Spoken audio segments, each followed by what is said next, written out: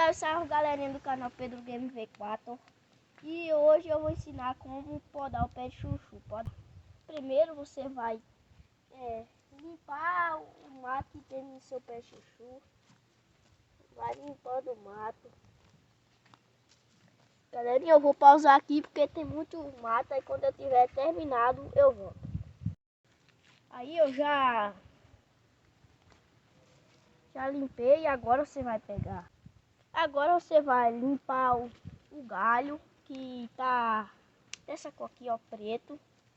Você vai tirando o galho e você vai cortar mais ou menos em cima do broto para brotar.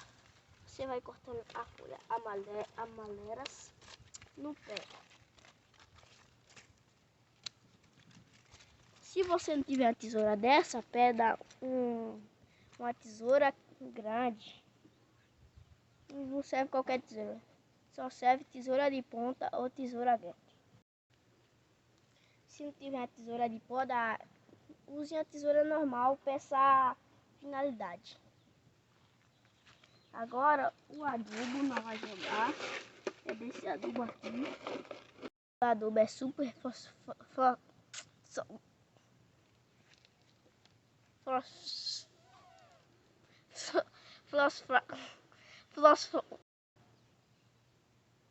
o adubo esse daí é super fácil, simples. Eu não sei falar o nome.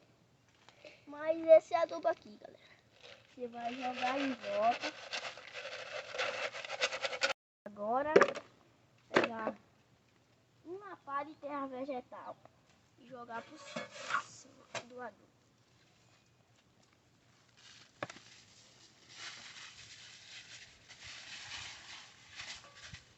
Jogou?